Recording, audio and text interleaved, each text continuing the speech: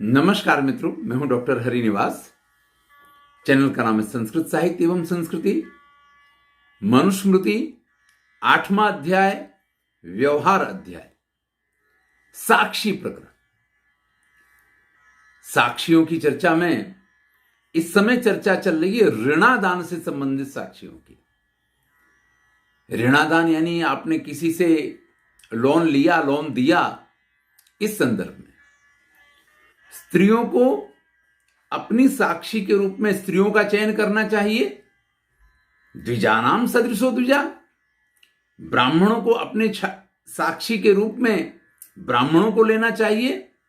इसी प्रकार से सबको अपने समान, अपने अनुकूल लोगों को साक्षी बनाना चाहिए। देखिए, बात ऋणादान की चल रही है, लोन लेने देने की।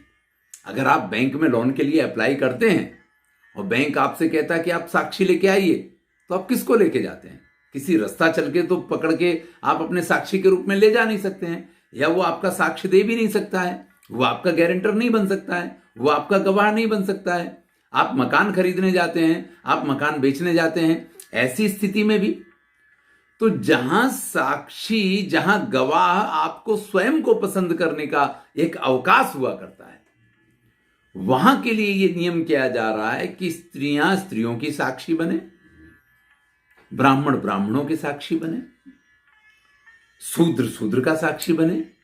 ऐसे सभी अपने अपने योग्य जो हैं उस साक्षी का चयन करना चाहिए। तुरंत ही इस बात का स्पष्टीकरण महाराज मनु देते हैं कि अगर कहीं कोई घटनाक्रम घटित होता है, घर के अंदर हो, जंगल में हो, किसी की मृत्यु के संदर्भ में हो कि किसी ने किसी के ऊपर आक्रमण किया, तो भैया यहां फिर जाति वाले आने चाहिए, वर्ण वाले आने चाहिए। इस प्रकार से यहां पे साक्ष्य नहीं देखे जाएंगे। वहां पे तो चाहे स्त्रियां हों, चाहे बालक हों, चाहे वृद्ध हो, कोई शिष्य हो, कोई बंधु हो, कोई दास हो, कोई सेवक हो, कोई भी साक्षी हो सकता है। क्योंकि जब कोई घटनाक्रम बनता है तब तो आप पहले से ये तय नहीं कर सकते हैं ना कि भैया आप साक्षी के रूप में खड़े रहना, तब मैं ऐसा काम करूंगा। तो ऐसा संभव नहीं बना करता है। हां, लोन लेना, लोन देना, ऋण लेना, ऋण देना, इसके संदर्भ में व्यक्ति अपने साक्षी को लेकर के चलता है, या वो सामने वाला भी ये कहता है कि आप किसी ऐसे साक्षी को लेके आइए, किसी ऐसे गवाह को लेके आइए। आजकल तो बैंक वाले गारंटर शब्द का प्रयोग करते हैं। किसी ऐसे गारंटर को लेके आइए जो अगर आप नहीं भरते हैं तो वो भरे लो। तो अब तो साक्षी बनना यानी एक और जवाबदारी आ गई है। अभी बिल्कुल रिसेंटली घटना है, हमारे कॉलेज के ही 2 लोग थे और उनके ऊपर यह आरोप आया कि भाई उन्होंने जिसकी गारंटी ली थी वो व्यक्ति मर गया है और उसका लोन भरना बाकी है, तो अब आपको भरना है। तो मैंने कहा पहले तो अगर किसी व्यक्ति की मृत्यु हो गई तो उसका लोन माफ हो जाना चाहिए। तो बोले नहीं, ये हमारे प्रोविजन में नहीं था उस समय, तो तब बैंक के प्रोविजन में ये सारी चीजें नहीं हुआ करती थी। तो मैं कहा उसकी पत्नी है, उसके बच्चे हैं। बोले हम उनको ढूंढने कहां जाएंगे, हमारे पास तो गारंटर का एड्रेस, हम तो गारंटर को पकड़ेंगे। तो भैया गारंटर बनना ये एक आसान काम नहीं है, बड़ा सोच समझ के गारंटर बनना चाहिए। आप जिसके गारंटर बन रहे हैं उसकी तरफ से वो लोन आपको ही भरना है, ये मान के चलिए, तब आप आजकल बैंक में गारंटर बनिए, नहीं तो आपको नहीं बनना चाहिए। या आपको संपूर्ण विश्वास हो कि भाई वो व्यक्ति ऐसा है, सक्षम है, या वो कभी ऐसा नहीं करेगा कि बैंक के सामने वो आपको खड़ा रहने का नंबर आए, ऐसी स्थिति में आपको लाएगा। लेकिन अगर कोई घटनाक्रम है, किसी ने किसी का खून कर दिया, किसी ने किसी के यहां चोरी की, किसी ने किसी के यहां कोई गलत व्यवहार किया है, तो ऐसे में तो भैया जो हाजिर है वही साक्षी होगा ना। ऐसे में तो आप ऐसा नहीं कह सकते कि नहीं साहब हम तो ब्राह्मण हैं, हम ब्राह्मण को ही साक्षी के रूप में लेकर के आएंगे, तब ऐसा नहीं होगा। लेकिन अगर ऋणादान की बात है तो वहां बाल, वृद्ध, आतुर, इस प्रकार के जो साक्ष्य हैं उनको स्वीकार नहीं किया जाता है। आप किसी बालक को लेके जाइए कि ये साक्षी देगा, तो भैया ऋण देने वाला कहेगा कि नहीं, इसको साक्षी के रूप में रखना, तो मुझे ऋण ही नहीं देना है। आप किसी वृद्ध को लेके जाइए तो वो कहेगा भैया आपसे पहले तो ये चला जाएगा, तो फिर हमारी गारंटी या हमारी साक्षी का मतलब क्या रह जाएगा। और कोई बीमार है या कोई पागल है, ऐसे व्यक्ति को आप साक्षी के रूप में ले जाएंगे, तो वहां पे ये काम होने वाला नहीं है। ऋण लेना देने में इस प्रकार के लोग साक्षी के रूप में नहीं चला करते हैं। अब जो साहसपूर्ण कार्य हैं, आजकल तो साहस एक गुण हो गया है, लेकिन उस समय साहस यानी कि ये एक दुर्गुण हुआ करता था। आत्महत्या का प्रयास करना, इसको साहस माना जाता था। किसी स्त्री के साथ, आज जिसको आप बलात्कार कहते हैं, उसको साहस माना जाता था। आंख में धूल झोंक करके चोरी करना, ये साहसपूर्ण कार्य माने जाते थे। तो अगर इस प्रकार के कार्य हैं, कहीं चोरी वगैरह की बात है, कहीं वाग्दंड, कई बार क्या है कि व्यक्ति बड़ा उल्टा सीधा अनाप शनाप बोलता है, गालियां देगा या आरोप लगाएगा, मिथ्या आरोप लगाएगा, किसी के चारित्र का हनन करेगा। जैसा आपने देखा था कि आम आदमी पार्टी ने बहुत सारे लोगों के कपड़े फाड़े थे। सत्ता में आने के बाद उनको किसी के कपड़े फाड़ने का होश नहीं रह गया। तो या पारुष से कोई गाली वगैरह देता है, तो ऐसी स्थिति में आप ये नहीं सोच सकते हैं कि भाई इसमें वृद्ध है तो गवाह नहीं चलेगा। इसमें आप ये नहीं सोच सकते हैं कि इसमें बालक है तो गवाह नहीं चलेगा।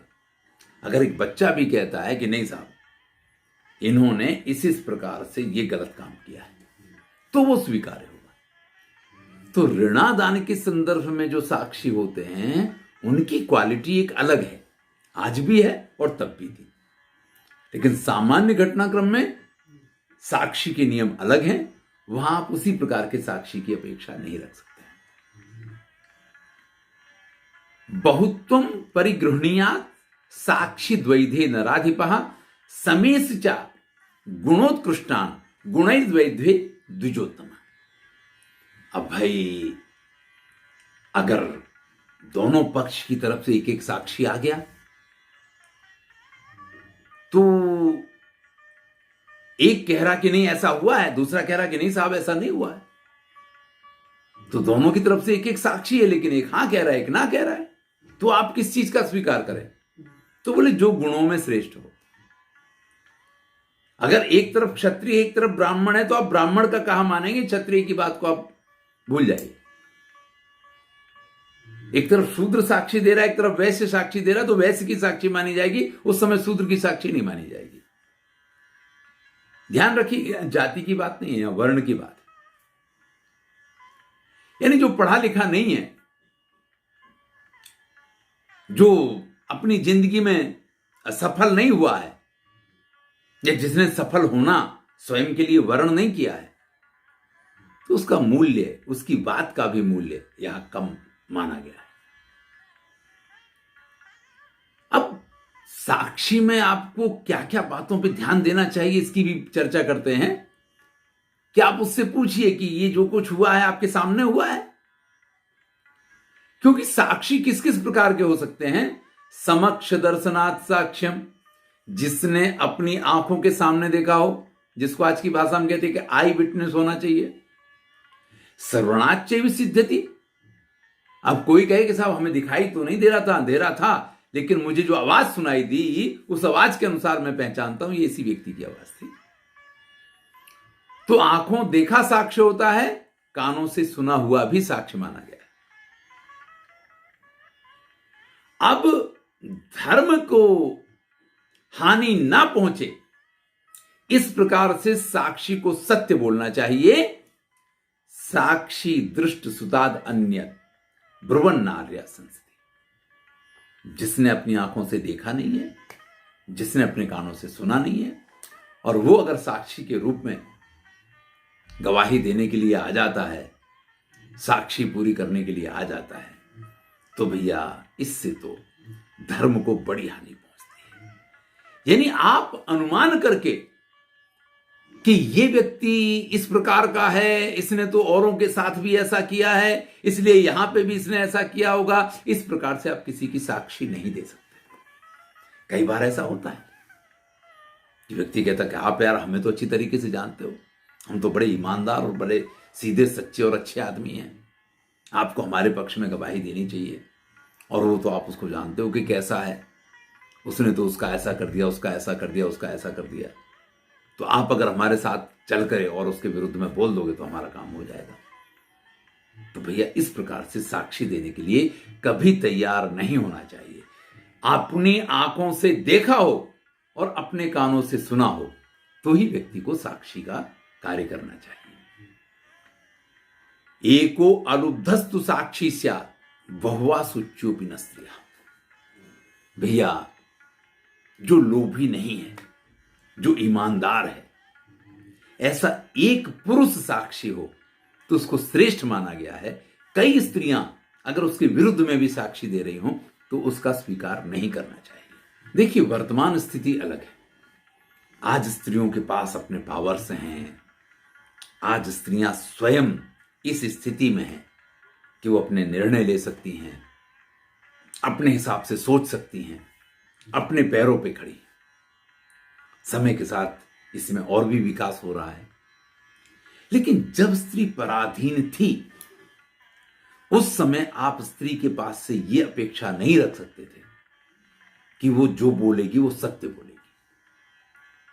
वो अपने पुत्र के हित में, वो अपने पति के हित में, वो अपने परिवार के हित में, वो अपने संबंधी के हित में, वो अपने पति के दबाव में, वो अपने पुत्र के दबाव में, वो अपने माता पिता सास ससुर और पूरे परिवार और सभी संबंधियों के दबाव में कभी भी अपने बयान को बदल सकती थी। ये मान्यता थी, क्योंकि उससे तो जो कहा जाएगा वही उसको कहना है, वही उसको बोलना है।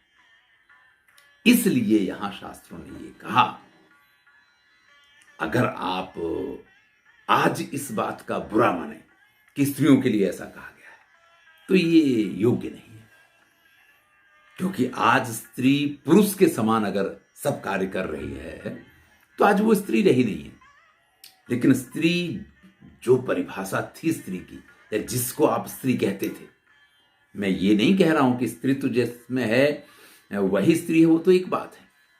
लेकिन प्राचीन काल में स्त्रियों की जो दशा थी, जिस प्रकार से जिसको स्त्री के रूप में देखा जाता था, अगर कोई पुरुष थोड़ा झुक के चले, कुछ अलग ढंग से व्यवहार करे तो उसके लिए शब्द का क्या यार, हमारे यहाँ गुजराती में कहेवाय हूं बायला जेवू, कि क्या स्त्री की तरह व्यवहार करता है। यानी कहीं भी कमजोर पड़ने वाली स्थिति आ जाए तो वहां पे स्त्री का ही नाम हुआ करता था। तो ऐसी स्थिति में महाराज मनु जब ये कहते हैं कि स्त्री बुद्धि अस्थिरत्वात् तो से ही चांदनी पिए बता, भाई स्त्री को साक्षी बनाने में या स्त्री की साक्षी के रूप में स्त्री का स्वीकार करने में कई समस्या है। एक तो समस्या ये है कि उनकी बुद्धि स्थिर नहीं होती है। आज आप कहेंगे एक बात कहेंगे, कल आप उन पे दबाव देंगे कि नहीं तुमने ऐसा क्यों कहा, तुमको तो ऐसा ही कहना चाहिए, तुम्हें रहना है घर में नहीं रहना है, तुम्हारे बालक के साथ ये कर दिया जाएगा, तुम्हारे पति के साथ ये कर दिया जाएगा। तो जितनी जल्दी उन पे इन सब दबाव की असर होती है ऐसी अन्यत्र नहीं देखी जाती है। भावना प्रधान होती हैं स्त्रियां, इसलिए सुच्योपी, वो बिल्कुल शुद्ध हो, पवित्र हो, तो भी उनकी साक्षी का स्वीकार करने का यहां निषेध किया है। स्वभावे नैव यद ब्रूयुस् तद ग्राह्यम व्यवहारिकम। अब देखिए, आपने किसी से पूछा और उसने फटाक से आपको जवाब दे दिया, तो यह है स्वाभाविक जवाब देना।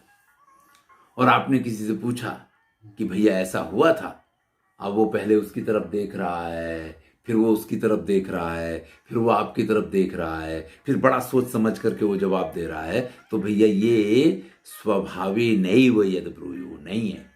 ये स्वाभाविक रूप से दिया हुआ सवाल का जवाब नहीं है। ये सवाल का जवाब क्या है कि भैया आप क्या कहना चाहते हैं, हमें हाँ कहना चाहिए, ना कहना चाहिए। वो पहले आपकी तरफ देखता है, यानी वो ये चाहता है कि आप इशारा करो कि ना या हाँ, तब वो अगर जवाब दे रहा है तो भैया धर्मार्थम तदपार्थकम, तो धर्म और अर्थ के लिए वो पाप के समान है। यानी इससे बड़ा, साक्षी से आपने एक सवाल पूछा, साक्षी ने आपके सवाल का जवाब तुरंत दे दिया, स्वाभाविक प्रक्रिया है, स्वाभाविक रूप से दिया गया है, यही व्यवहार होता है। तो ये तो बिल्कुल आपको मान लेना चाहिए कि बराबर है। लेकिन आप कोई बात पूछते हैं और वो बगले झांकता है या पहले उधर देखता है कि भैया आपका क्या कहना है इस मामले में, क्या बोलना चाहिए, तो भैया ये चीज स्वीकार्य नहीं है, इसको गलत माना गया है। संभ्रांतः साक्षिणः प्राप्ता अर्थि प्रत्यर्थि सन्निधौ प्राग विवाको नु युंजीते विधिनानेन सांत्वयन। भैया सभा में साक्षी आ गए, अब निर्णायक उनसे सवाल पूछते हैं, तो सवाल पूछने से पहले किन किन बातों पे ध्यान देना चाहिए? तो कहते हैं कि उनके सामने सारी बातें प्रस्तुत करनी चाहिए। उनको कहना चाहिए कि अगर आप सत्य बोलेंगे तो आपके लिए स्वर्ग के द्वार खुले हुए हैं। आज भी गीता पे हाथ रख के हम जो बोलेंगे सच बोलेंगे, सच के सिवा कुछ नहीं बोलेंगे, वगैरह वगैरह जो कहा गया है। तो यहां ये कहा गया है कि अगर आप सत्य बोलेंगे, आप सच्ची साक्षी देंगे, तो आपकी वाणी प्रशंसनीय होगी, यानी आपका यश चारों तरफ फैलेगा, ब्रह्म पूजिता, सभी लोग आपका आदर सम्मान करेंगे। लेकिन अगर आप गलत करते हैं तो पाशैर्बध्यते वरुणैः प्रसन्न, तो वरुण अपने पास से बांध के पाताल लोक में ले जाएंगे।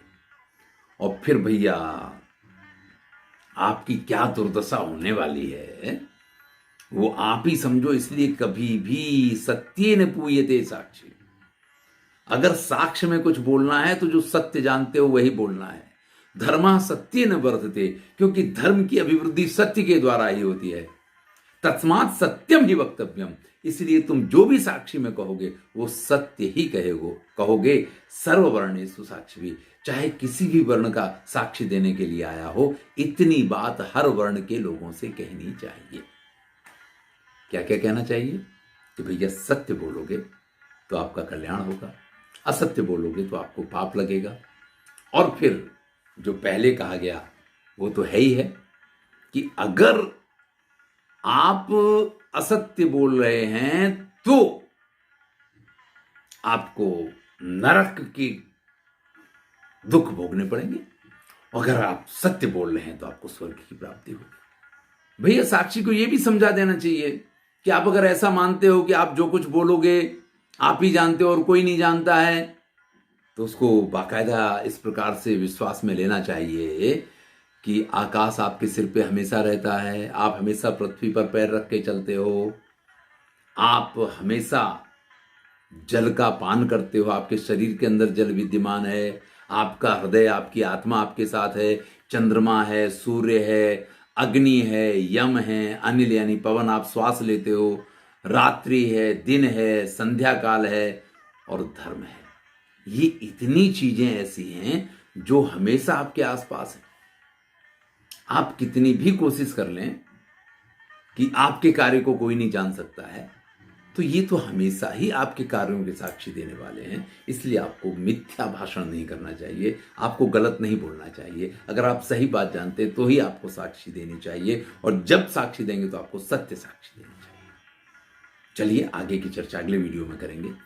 ये तो साक्षी प्रकरण और इसकी बातें बहुत ही महत्वपूर्ण हैं। धन्यवाद। मैं हूं डॉक्टर हरिनिवास।